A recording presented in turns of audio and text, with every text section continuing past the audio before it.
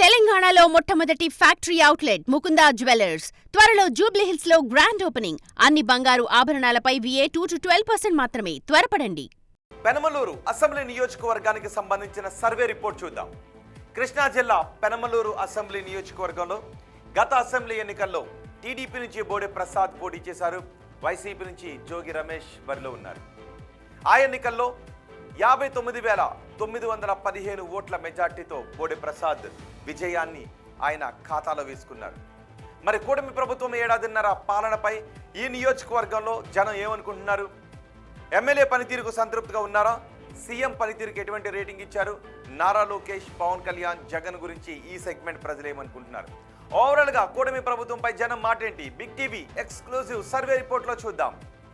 ఎన్నికల సమయంలో పెనమలూరు నియోజకవర్గ ప్రజలకు బోడే ప్రసాద్ ఇచ్చిన హామీలు ఏంటో ఒకసారి చూద్దాం. ఇవే ఎన్నికల సమయంలో ఇచ్చిన హామీలు. సిద్ధార్థ కాలేజ్ దగ్గర ఫ్లైఓవర్ని పూర్తి చేస్తాను అని హామీ ఇచ్చారు.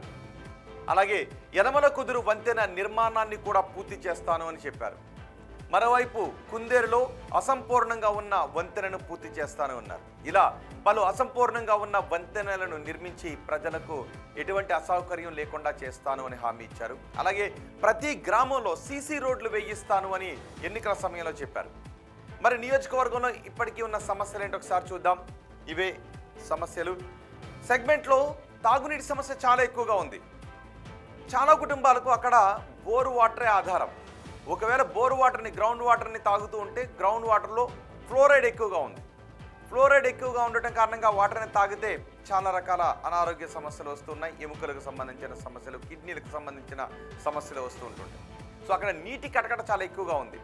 తాగునీటి పైప్ లైన్ పనులు చాలా నెమ్మదిగా జరుగుతూ ఉండటం ఒక సమస్య.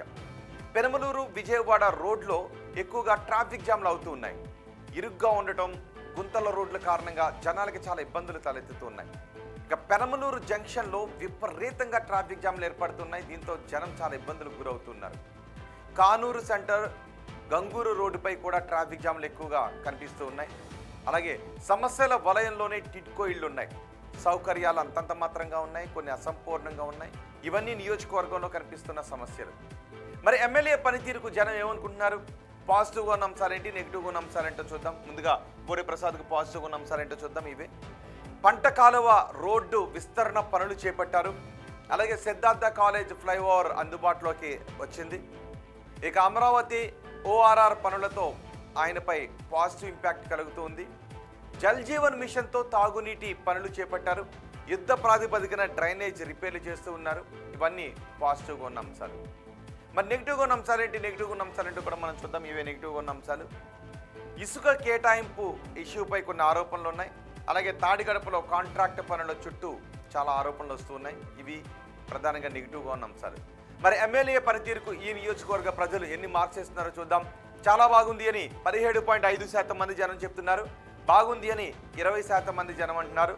పర్వాలేదు అని 42.5% మంది జనం చెప్తుంటే, బాగాలేదు అని 12.5% మంది జనం అంటున్నారు.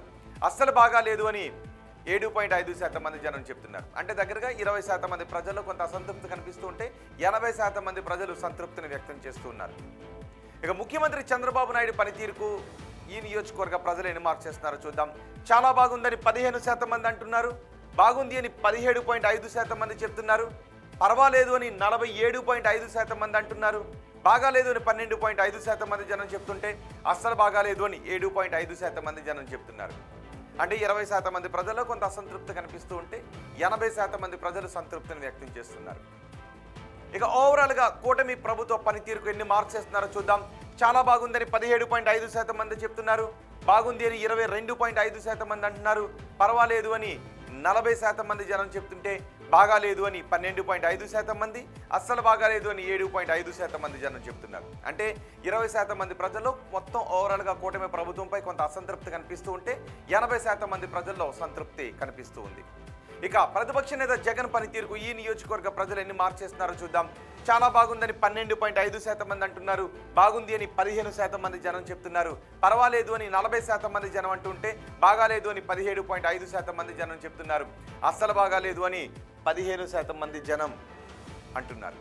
ఇక ఉప ముఖ్యమంత్రి పవన్ కళ్యాణ్ పనితీరుకి ఎన్ని మార్క్స్ చేస్తున్నారో చూద్దాం. చాలా బాగుందని 20% మంది జనం అంటూ ఉంటే, బాగుంది అని ఇంకో 20% మంది జనం అంటున్నారు. పర్వాలేదు అని 37.5% మంది జనం చెప్తుంటే బాగాలేదు అని 15% మంది జనం అంటున్నారు. అస్సలు బాగాలేదు అని 7.5% మంది జనం చెప్తున్నారు. ఇక మంత్రి నారా లోకేష్ పనితీరుకు ఈ నియోజకవర్గ ప్రజలు ఏమంటున్నారంటే చాలా బాగుంది అని 22.5% మంది చెప్తుంటే బాగుంది అని 20% మంది జనం అంటున్నారు. పర్వాలేదు అని 32.5% మంది జనం చెప్తుంటే బాగాలేదు అని 15% మంది జనం చెప్తున్నారు. అస్సలు బాగాలేదు అని 10% మంది జనం అంటున్నారు. అమరావతి పనులు పూర్తవుతాయనుకుంటున్నారని అడిగిన ప్రశ్నకు పూర్తవుతాయని 35% మంది నమ్ముతున్నారు. కావు అని 20% మంది అనుకుంటున్నారు. కావచ్చు అని 25% మంది అంటున్నారు. తెలియదు అని 20% మంది జనం చెప్తున్నారు. అమరావతి కోసం అదనపు భూసేకరణ చేయాల్సిన అవసరం ఉందా అని అడిగితే చెయ్యాలి అని 32.5% మంది అంటున్నారు. వద్దు అని 20% మంది జనం చెప్తున్నారు. చేస్తే బాగుంటుందని 25% మంది అంటున్నారు.